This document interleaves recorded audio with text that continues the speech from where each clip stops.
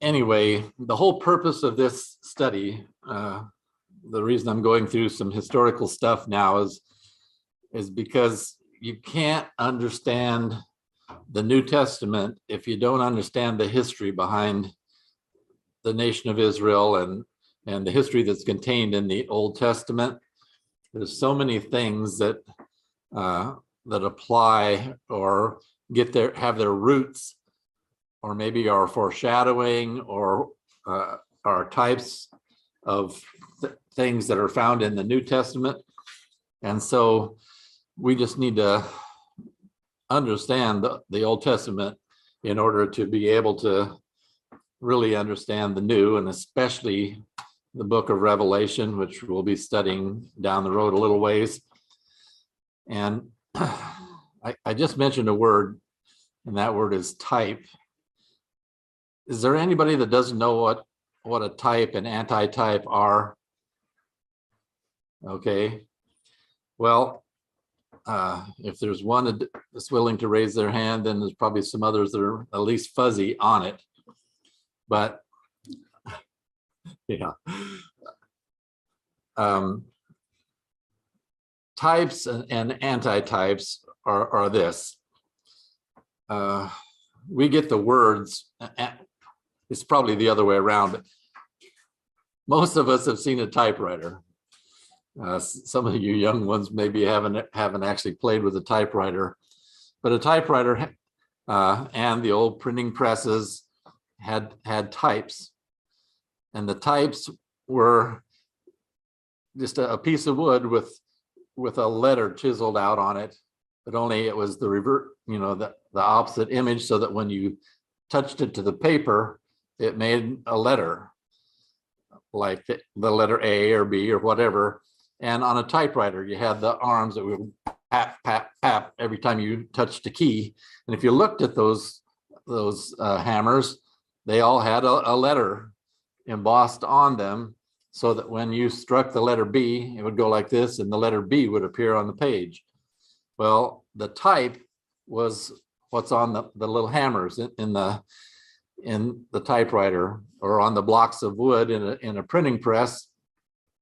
The anti-type, anti means against. And so whatever this hammer goes against, when it goes against the paper, it makes a letter. The anti-type is the real thing. It's the real letter.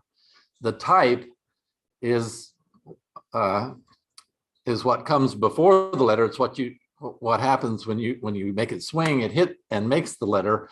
And so the way to think of types and anti-types in the Bible is there are pictures in the Old Testament that foreshadow the real thing that's to come. That's a type. Like, for example, when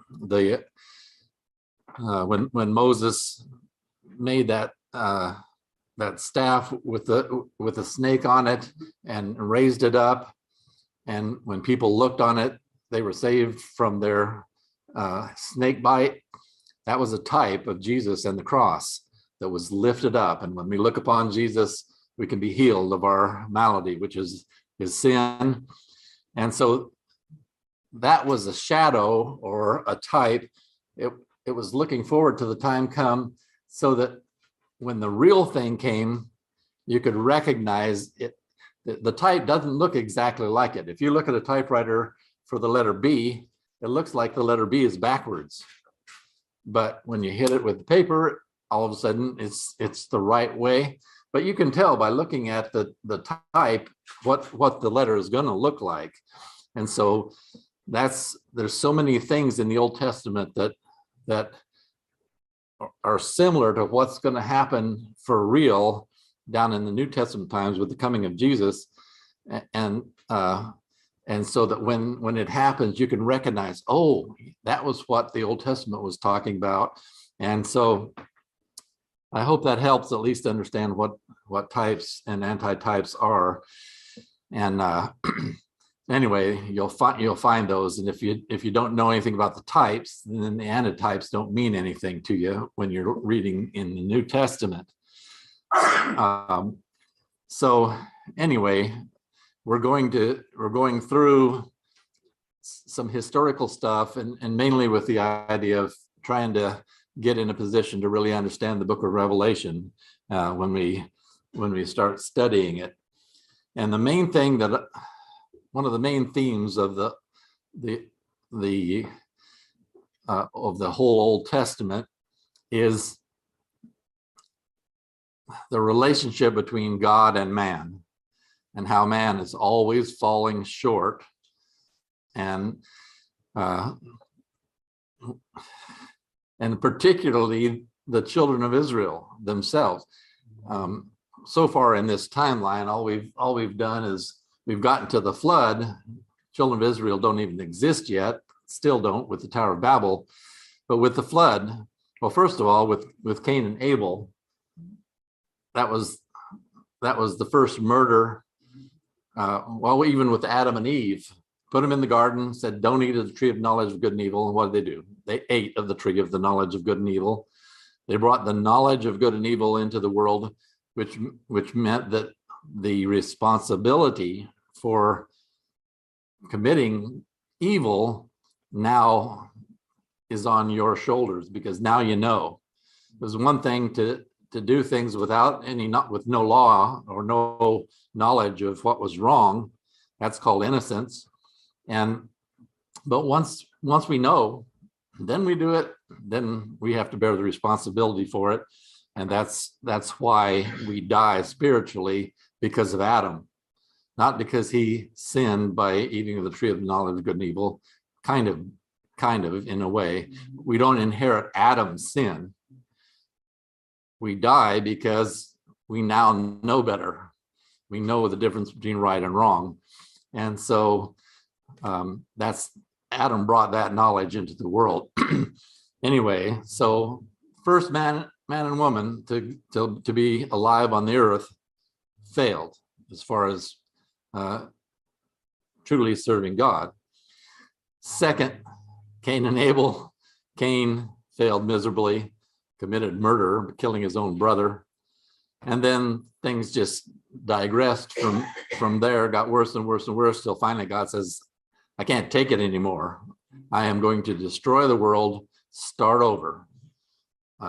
There's one man in his family I'm going to spare. That's Noah and his 7 relatives, and he spared them and started over again. Well, it wasn't long after that.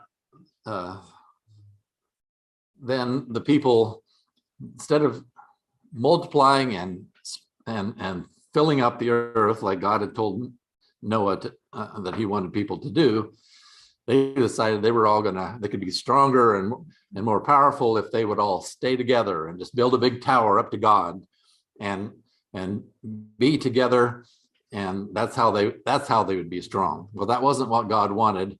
So God confused the languages of the people. They couldn't understand each other anymore. So all the people that could understand each other would go off together, go someplace, and each language they all went. And that's how the earth became more spread out in population.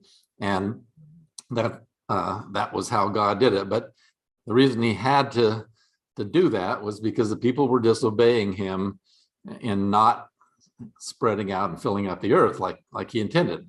I didn't create this big ball for you all to pile up in one place. And so we see a history of man failing to follow God's wishes, failing to glorify God. And so already you see a pattern, and that's the pattern in the entire Old Testament. In the historical part is people failing to live up to God's standards. And the reason God keeps hammering it home, is because of what he's going to reveal in the new covenant. You have failed miserably, like Paul says in Romans, all have sinned and come short of the glory of God. The wrath of God is there, and you're going to have to suffer that wrath if you don't come to faith in Jesus as the Christ, the Son of God, and start following after God.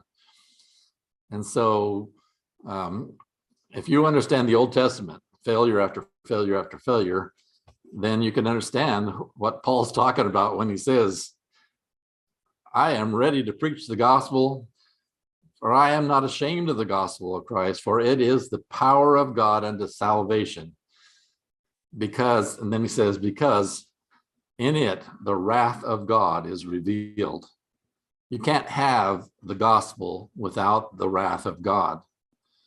That's part of the gospel message. You need to think, how can God's wrath be good news? Well, somebody tell me the answer. It's justice. It's righteousness. If there is evil in the world, and there's got to be and wrong, then it needs to be right. Oh. His coming down to judge is the righting of all the wrong that has happened to his people. Okay, well that's. But we have an alternative. We can stay away from the wrath by coming to righteousness through Jesus Christ. Okay, that's it. We are in line for the wrath of God if we are not in line with God. That's bad news, right? That song that I played for you guys the other day. No, that's bad. Well, no, that's good. If you understand where you fit in with God, that you're on his bad side and you're looking at the wrath of God, then you can appreciate the good news part, that there is an answer. There's a way out. And that's through Jesus Christ. And so you can't understand the good news if you don't understand the bad news. And that's part of preaching the gospel. And that's one of the things that we have gotten away from. Churches all over don't want to talk about the wrath of God. They just want to talk about how loving God is and God accepts everybody, all that stuff. We don't want to, but that's not doing anybody any favors. If they think they're okay, then why do I need to go to church and that kind of stuff? Gene? Carl, can we say that God's wrath is reserved until judgment? Is reserved? Until judgment day? No, we can't say that because there are consequences for your actions. His wrath can happen anytime, and that's one of the things to understand about Matthew 24. Jesus says this place is not going to be standing. Not one stone's going to be left standing on another. God's wrath is coming. Jesus says, you'll see me coming with the clouds, and not one stone's going to be left standing on another. Wrath's going to happen. Now there is wrath of God at the judgment day as well, the final distribution of God's wrath. But God has shown his wrath many, many times, and that's another thing about studying the Old Testament. When you see Nadab and Abihu, and the earth opens up and swallows them up, I guess that was Nadab and Abihu. That was started with a K. Korah and Dathan and Abiram. Okay, well, there I'm getting that mixed up. Anyway, maybe it was fire came down from heaven with Nadab and Abihu. Strange fire on Melbourne. Yeah. So anyway, bottom line is when people mess up, and well, just slipped my mind. The guy that put his hand up to steady the ark and dropped dead. Uzzah. Yeah. You know, all these events are showing, God means it when he says something. Yeah, it's serious business. And studying those things, helps you understand that, God does have wrath. Well, I talked to this lady once when I was working at a candy place, and I think a lot of people have that mindset. Oh, those are the Old Testament stories. They're just stories. They're not real. God, a living God wouldn't do that. Yeah. They don't accept a lot of it. Yeah, and that's another whole issue entirely. When you try to show them the Bible and they won't accept it, they're They must not believe in creation then, in order to not believe in the Old Testament. Yeah, they have a cafeteria style religion. They pick whatever they like and take that, and whatever they don't like, they leave sitting on the counter. And with God, it's all or nothing. You know, it's you either got, you're all in. Jesus said, if you're not with me, you're against me. So there's none of this halfway business. So you either take the Bible or you might as well just take a hike, because taking part of it's not going to help you. So anyway, okay, so that's where we are for the moment. And that brings us down to the time of Abraham. The people with the Tower of Babel, God spread them out all over the world, but they weren't living up to God's standards. And God said, okay, I'm going to take one man. I'm going to make out of this one man, I'm going to make one family, one giant family with millions of people, you know, down the generations. And I'm gonna babysit them, for lack of a better term. I'll give them prophets and leaders, and I will nurse them along until the time that the Messiah, till the time is right, and I'll send my son to save the entire world. And so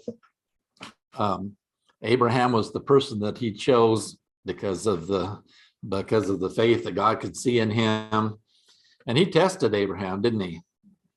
He tested him like none of us have ever been tested. And yeah, I mean, none of us would probably pass that test. If somebody told me to kill my own child, I don't know that I would pass that test. I'm just glad that that didn't happen. And I'm glad Abraham didn't have to either. But it put him, you know, he had the knife up and was ready to plunge it down when the angel stopped him. Gene? Less than that, God commanded Abraham to sacrifice his son. And he stopped him. But God did sacrifice his son. Shows how much more profound God's love is. Yeah. And there's another type. Yeah. Abraham, ready to kill his own son, foreshadowed God killing his own son. And God did give his own son the option, I'm going to destroy the world, or, and it was Jesus who said, I will. Yeah. He sacrificed. So he gave himself to. Yeah, he definitely did. And he, like he said, no greater love has any man than this, that he lays down his life for his friends. And he not only laid down his life for his friends, he laid it down for his enemies too. And so if there is greater love, that's it. You can't get any more, can't show any more love than that. But the reason Abraham had to come into existence, had to be in the Bible, is because people were just not controllable.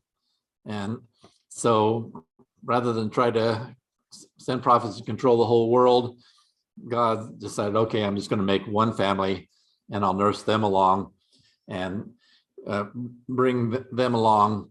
And in the process of that, we're going to see in a little while that he brought the law into it in order to be a school teacher, so to speak, for them, basically to keep them in line, to usher them along till Jesus could, till the time was right for Jesus to come into the world.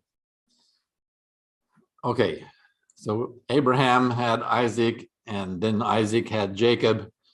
And well, with Abraham in Genesis chapter 12, he promises he makes a covenant with Abraham, a threefold covenant. Does anybody know what the three parts of that covenant is that he made with Abraham? First of all, there was the land. He says, I'm going to give you a land. This is Genesis 12, first few verses. I'm going to give you a land, and I'm going to give you a nation, a family numbered like the stars of the heavens, or like the dust of the earth. There's going to be so many you can't even count.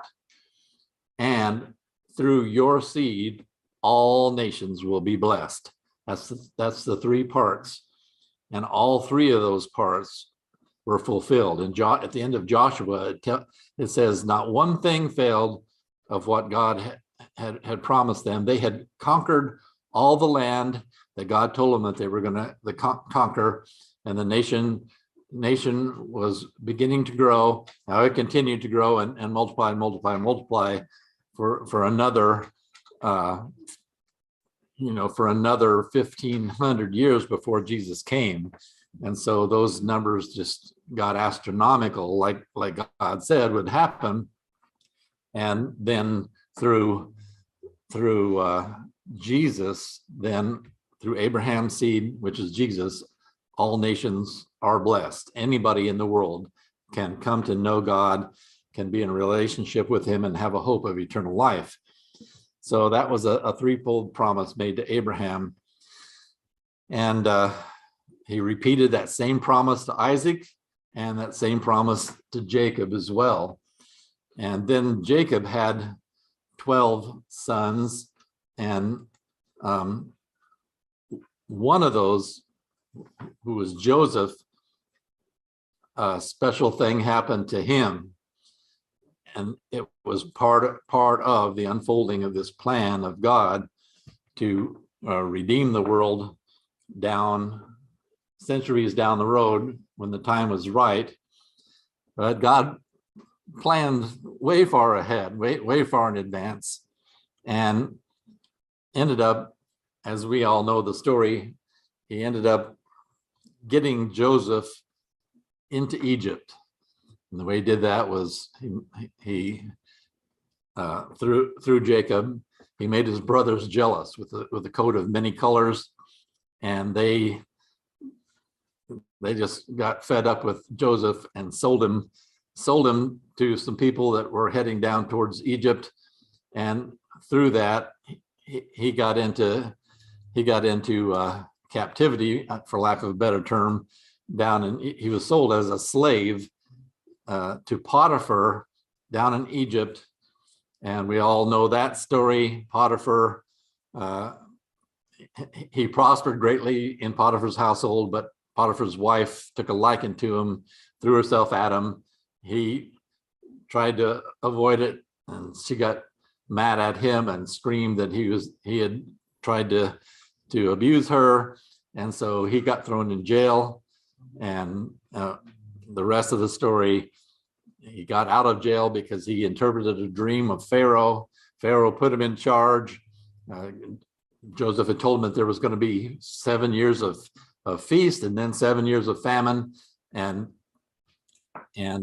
so he put him in charge. Okay, I'm putting you in charge. You interpreted my dream.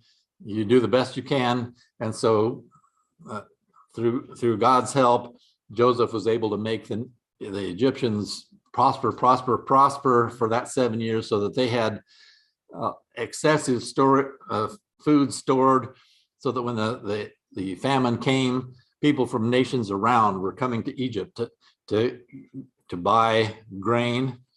And so when they would go home with grain, what did they leave in Egypt? Money. And or whatever they had to pay for this grain with. And so all the riches went to Egypt. And so Egypt prospered very greatly. And then Joseph, by that time, was second in command only to Pharaoh. I mean, how high can you get? And so everything was great. He brought his family down into Egypt. Pharaoh, because he loved Joseph, said, here, you have this prime place over in Goshen, and you guys can just live there.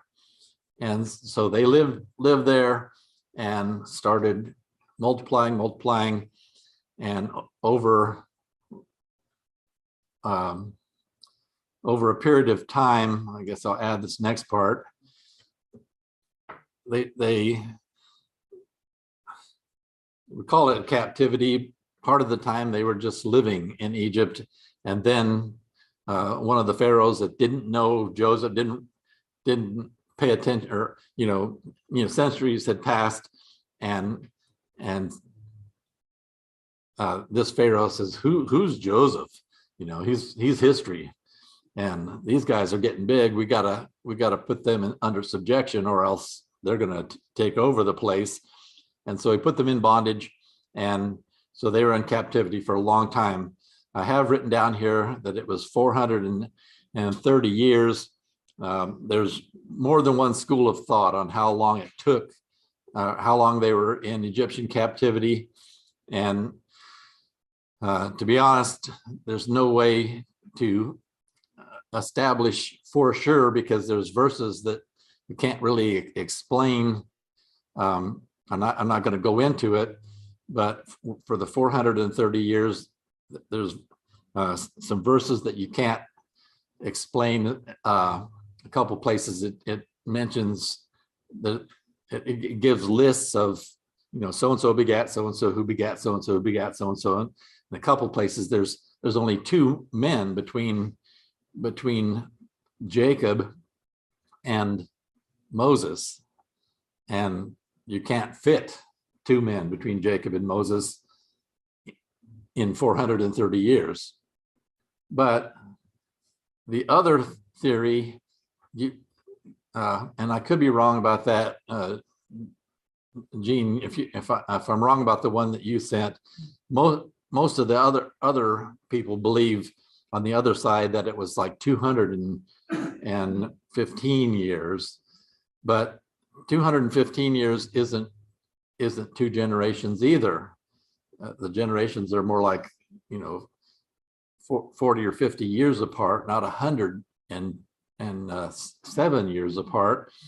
So you got problems with any of it. And so I'm going to kind of explain why the 430 years is the one that I think is right. The first one is because of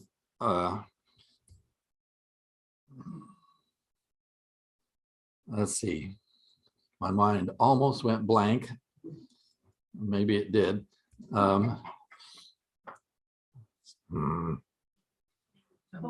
He's growling. Why didn't I have it written down?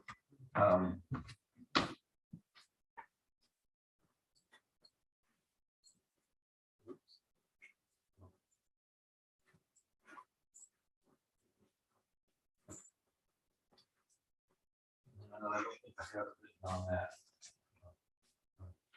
If you see it, if you see a scripture there, just tell me I'm wrong. Otherwise, Exodus 12. okay. Yeah, okay, Exodus 12.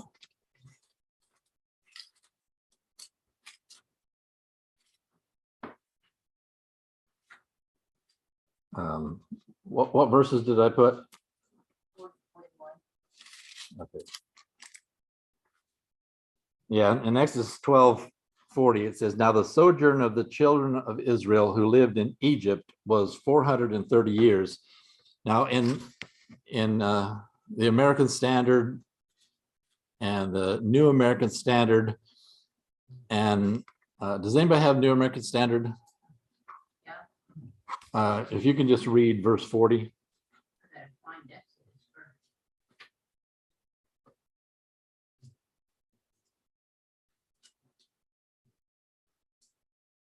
Verse 40. Yeah, Exodus 12, verse 40.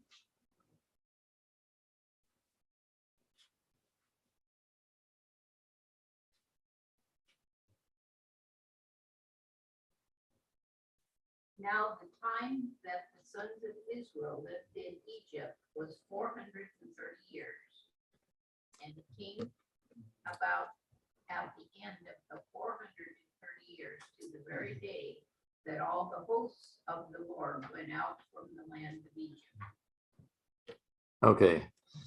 All right. Well, the New American Standard, the American Standard, just the wording of it makes it clear what the Hebrew says, and that is that the children of Israel were in Egypt that they lived in Egypt for 430 years. So that's the main verse that I go on, but there's something else that I'm going to tell you about in just a little bit, that makes me think that. And let's see, boy, my mind's not working very good. In First Kings, when it talks about Solomon building the temple, he said the temple started 480 years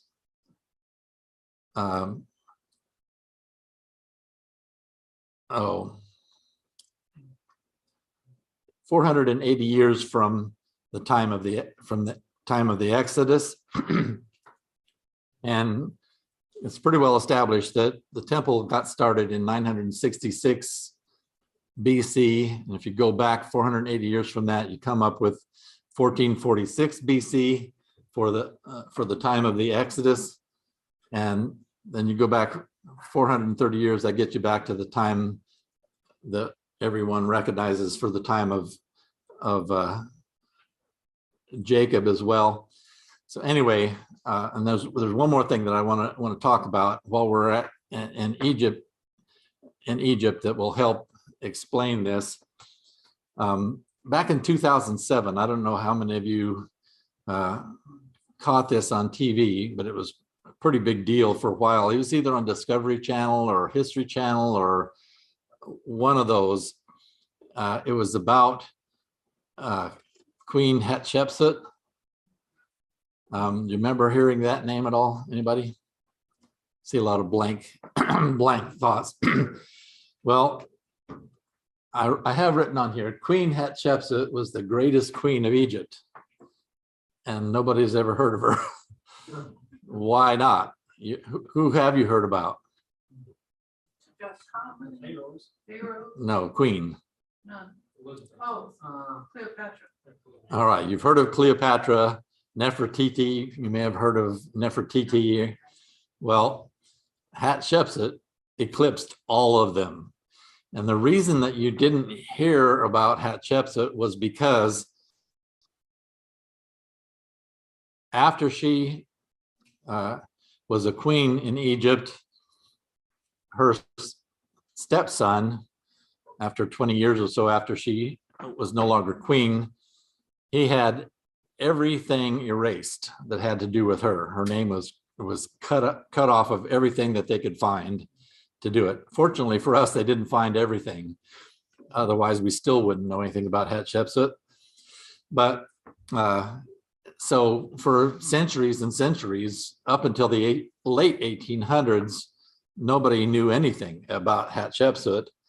And then a guy by the name of Howard Carter, remember that name? Howard Carter? Howard Carter. He's the guy that discovered Tutankhamun's. He's the one that peered in and says, "I see wonderful things." When he looked into Tutankhamun's tomb for the first time, Howard Carter also found Hatshepsut, and they started. The more things that they found in the Valley of the Kings, they started finding more things that hadn't been scraped off. They found the places where her name had been scraped off, and they started finding out all the things that she had accomplished. And to start with, Hatshepsut was a woman, and she was the daughter of Pharaoh Thutmose I, and his wife's name was Ahmose. And she was the primary wife of this Thutmose, and he was like a third or fourth king in the 18th dynasty, and this was in the 1500s into the 1400s BC. And this Hatshepsut became the wife of Thutmose II. And as you might guess, Thutmose II was the son of Thutmose I, but not by Ahmose, the primary wife, but by one of his secondary wives. These pharaohs all had multiple wives. And so, So it was his her half brother? yeah, she got married to her half brother, and that wasn't anything unusual. That happened all the time amongst the royalty, and probably the reason why was to make sure that the dynasty continued. Anyway, she married her brother, her half brother Tutmos II. I believe it's probably should be said the other way around. He married her. She was only 12. That also was not unusual. There's things that I won't talk about that happened with her when she was only 9. But anyway, at 12, she became the wife, and she had the title God's wife. That was an official Egyptian title, because as I'll show you in just a minute, the word Thut is the name of a god, and the word Mosa means born of, or it means is born. So Thutmose means Thut is born, or this god is born. He looked at himself as a god, or his parents were trying to put him across as being a god, and that's how they looked at the pharaohs many times, was like a god, and that's how they treated them when they buried them and everything else. Anyway, her husband Tutmos II was unhealthy, and that may be part of the reason why they married her to him, because they didn't have any other sons, and in order to keep it in the family, if Tutmos II died, there would be somebody at least to take over, and that would be her. So, and she was the daughter of the primary wife, Amos. Anyway, Tutmos II did die young, and so while she was still young, in her 20s maybe, she became co-regent with Tutmos II.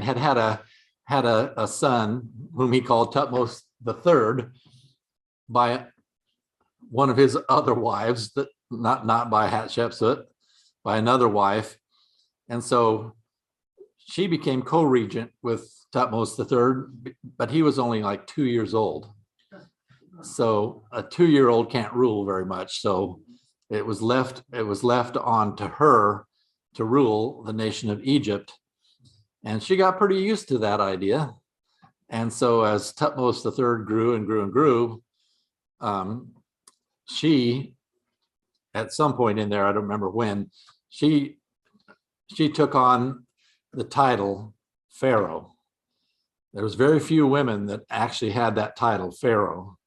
And she was one, and her reign lasted 21 years, longer than any of the other women that had that title of Pharaoh. And she prospered much more than any of them, including Cleopatra. This woman did amazing stuff. I'll show you some of the stuff in just a minute. But her mummy was discovered in 1903 by Howard Carter, like I said, the same one that discovered Tutankhamun's tomb. But in 1903, he discovered a whole stack of mummies. There was a whole bunch of mummies that had been placed in a room off to the side, and they didn't know who any of them were. I think they ended up identifying one of them at the time, but for the most part, they were just mummies, and so they set them aside because they didn't know who they were. All these tombs, like they did find Hatshepsut's tomb, but her sarcophagus, the casket, was empty, and so they just thought the grave robbers had taken everything, which they had, except they thought they'd taken the body and just ditched it or something, and so it was gone forever.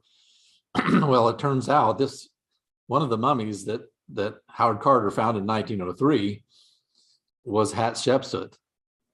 And in 2007, that that mummy was identified as Hatshepsut by a tooth.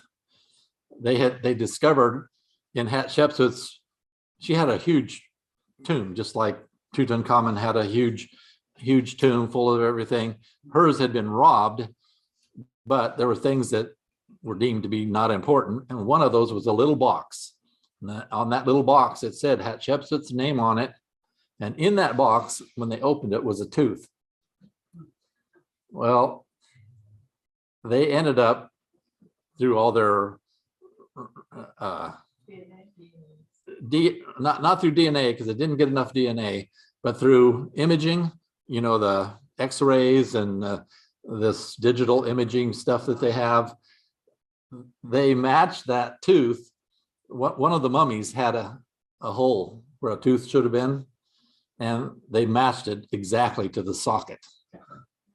And so they knew that this tooth that had Hatshepsut's name on it was Hatshepsut, and the tooth matched this mummy, and it was a female, and so they knew that it was Hatshepsut.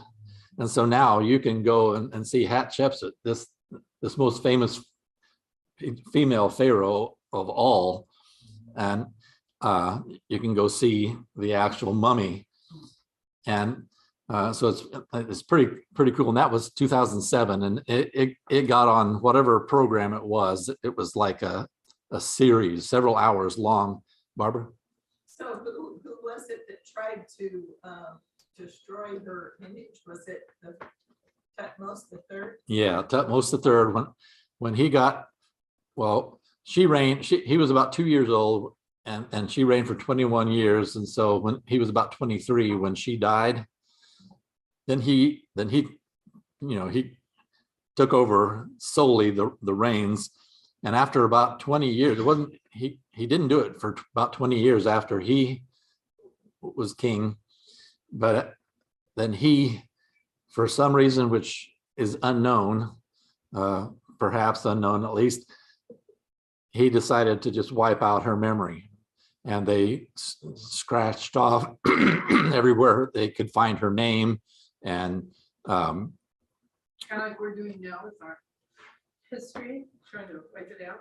yeah, that exact same kind of thing. And so anyway, for a long time, centuries and centuries, Hatshepsut didn't exist. Nobody knew about her. Well, I want to talk about a couple things here. First of all, about this god Thoth or Thut. Like I said earlier, Thutmose means Thut or Thoth is born. These Egyptian words, I wish I had an example of the hieroglyph of his name. It is nothing that you could recognize. So how to pronounce it, they don't really know how those people actually pronounce stuff. So you'll have different scholars pronouncing it different. In this one here, one of the names for this god was, you can try to pronounce it as DJEHUTY, Jehudi, something like that. But then it was also called Thut. Anyway, the only thing I want us to really look at is this part that's highlighted. He was the god of the moon, wisdom, writing, hieroglyphs, science, magic, art, and judgment. I'm going to refer back to those things that he was the god of in just a little bit. Down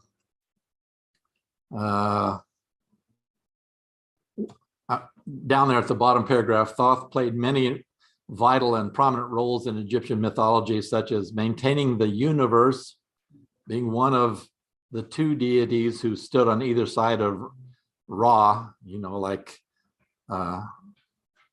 the pharaoh Ramesses. Ra was the god of the sun god. Anyway, in the later history, Thoth became heavily associated with the arbitration of godly disputes, the arts of magic, the system of writing, and the judgment of the dead. Just keep those magic, system of writing, keep those in mind and for just a little bit. As far as, oh man, I am way over. Okay, well, sorry, I have to leave you hanging with with this, but we'll deal with it next week. I didn't want to do that.